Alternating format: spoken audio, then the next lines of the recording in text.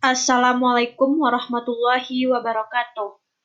Baiklah, saya Nur Hidayah Silva, BP 180107-1007, dan pada kesempatan kali ini, saya akan mempresentasikan laporan praktik kerja lapangan saya, yaitu pada Rumah Sakit Umum Daerah Arosuka, Kabupaten Solok. Baiklah, langsung saja kita masuk kepada poin yang pertama, yaitu mengenai pendahuluan yang terdiri dari pertama yaitu mengenai latar belakang pelaksanaan PKL. Pada saat sekarang ini, mahasiswa tidak hanya dituntut berkompeten dalam bidang keilmuan, tetapi mahasiswa juga harus memiliki kompetensi yang menyeluruh seperti mampu berkomunikasi dengan baik, mampu mengambil keputusan, peka terhadap perubahan dan perkembangan yang terjadi di dunia kerja. Praktik kerja lapangan yaitu kegiatan akademik yang berorientasi untuk mengembangkan dan meningkatkan keterampilan mahasiswa agar mahasiswa memiliki pengetahuan mengenai dunia kerja. Untuk memperoleh ilmu dan pengalaman di dunia kerja, penulis mengajukan permohonan praktik kerja lapangan di Rumah Sakit Umum Daerah Arosuka yang terdapat di Kabupaten Solok. Untuk poin yang kedua, yaitu mengenai tujuan pelaksanaan PKL. Tujuan pelaksanaan PKL yang pertama yaitu bagi mahasiswa. Mahasiswa dapat mempraktekkan ilmu yang diperoleh di bangku perkuliahan dan dapat mengaplikasikannya ke tempat PKL. Selanjutnya yaitu mahasiswa juga dapat mengetahui sistem kerja yang terdapat di entitas tempat PKL. Tujuan pelaksanaan PKL yang kedua yaitu bagi entitas. Tujuannya yaitu untuk melaksanakan program pemerintah di bidang pendidikan. Selanjutnya yaitu entitas dapat berpartisipasi dalam memberikan pembinaan dan bimbingan tentang pekerjaan terhadap mahasiswa PKL. Poin yang ketiga yaitu manfaat pelaksanaan PKL. Manfaat pelaksanaan PKL yang pertama yaitu bagi penulis. Penulis dapat menambah ilmu pengetahuan, wawasan, serta pengalaman di dunia kerja. Selanjutnya yaitu manfaat pelaksanaan PKL bagi kampus. Manfaatnya yaitu dapat meningkatkan mutu lulusan yang terbaik yang mempunyai skill di bidangnya masing-masing, dan terjadinya kerjasama antara kampus dengan entitas. Manfaat pelaksanaan PKL bagi entitas yaitu entitas dapat melihat potensial yang dimiliki oleh mahasiswa, sehingga apabila entitas suatu saat membutuhkan karyawan, dapat merekrut mahasiswa tersebut jika potensi yang dimilikinya itu baik. Selanjutnya yaitu sistematika penulisan laporan. Laporan praktik kerja lapangan ini terdiri dari 5 bab, yaitu bab 1 tentang pendahuluan, bab 2 profil entitas, bab 3 pelaksanaan kegiatan, bab 4 pelajaran yang diperoleh, dan bab 5 penutup. Selanjutnya kita akan membahas mengenai bab 2, yaitu profil entitas. Yang pertama, kita akan membahas mengenai sejarah dan gambaran umum RSUD Arosuka. Pada awalnya, RSUD Arosuka bernama RSUD Kabupaten Solok yang merupakan pengembangan dari Puskesmas Sukarami yang beroperasi sejak tanggal 2 Mei 2007. Pada tanggal 1 April 2008, RSUD Kabupaten Solok mulai beroperasional sehingga Puskesmas Sukarami berpindah ke Puskesmas Gunung Talang dan Kayu Jauh. Dan pada akhir tahun 2010, RSUD Kabupaten Solok berganti nama menjadi RSUD Arosuka. Selanjutnya yaitu kegiatan layanan RSUD Arosuka.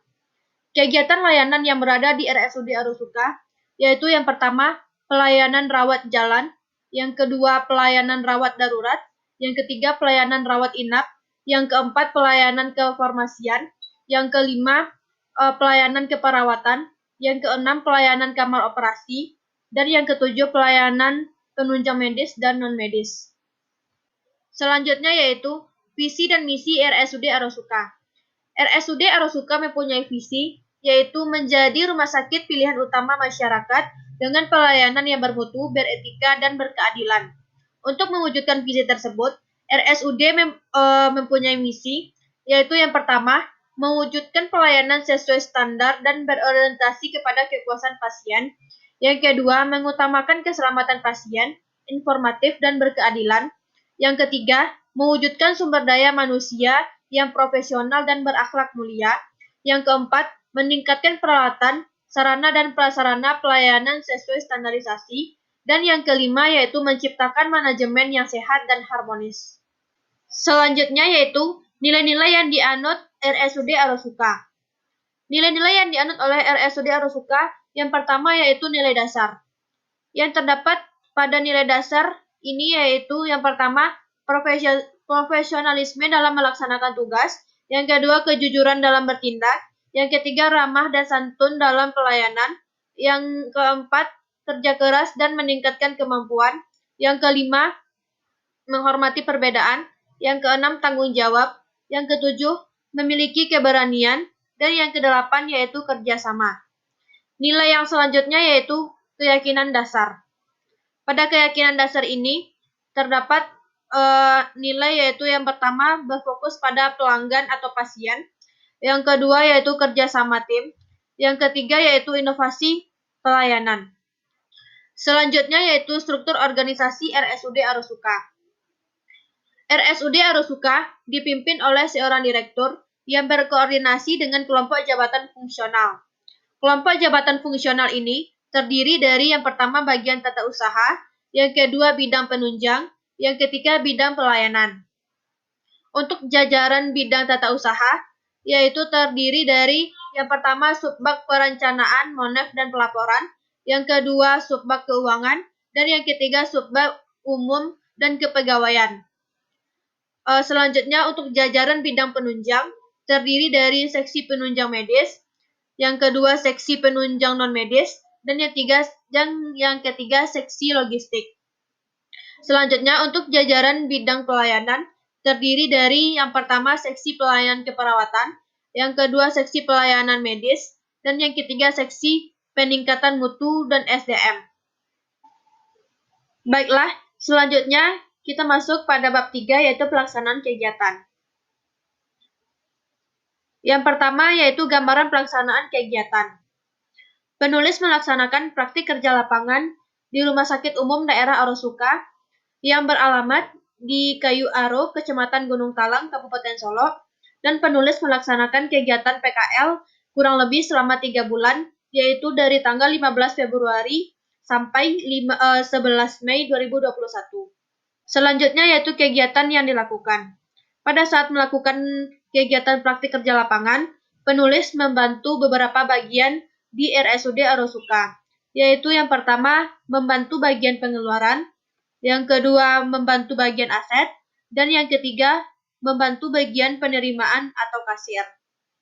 Selanjutnya, untuk penjelasan dari kegiatan yang dilakukan sama PKL, yaitu yang pertama membantu bagian pengeluaran. Kegiatan yang dilakukan di bagian pengeluaran ini, yaitu yang pertama, melengkapi data surat pertanggungjawaban atau SPJ belanja RSUD Arosuka. Setiap pengeluaran yang dilakukan, baik itu belanja pegawai, belanja barang atau jasa, dan belanja modal, harus dilengkapi dengan SPJ atau surat pertanggungjawaban dari bendahara pengeluaran. Jadi, SPJ ini terdiri dari beberapa dokumen yang harus dilengkapi, yaitu yang pertama, kwitansi bendahara pengeluaran, yang kedua, faktur dari penjual atau perusahaan yang berkaitan, yang ketiga, faktur pajak, yang keempat, surat pesanan, dan yang kelima, dokumen telaah staf. Selanjutnya, kegiatan yang kedua di bagian penyaluran ini yaitu mengisi buku surat pesanan belanja RSUD Arosuka tahun 2021. Buku surat pesanan ini digunakan untuk mencatat barang yang dipesan oleh RSUD Arosuka dan yang diisi yaitu yang pertama nomor SPJ, keterangan pesanan barang, dan nilai kwitansi yang dibayarkan. Kegiatan selanjutnya yaitu pembayaran pajak.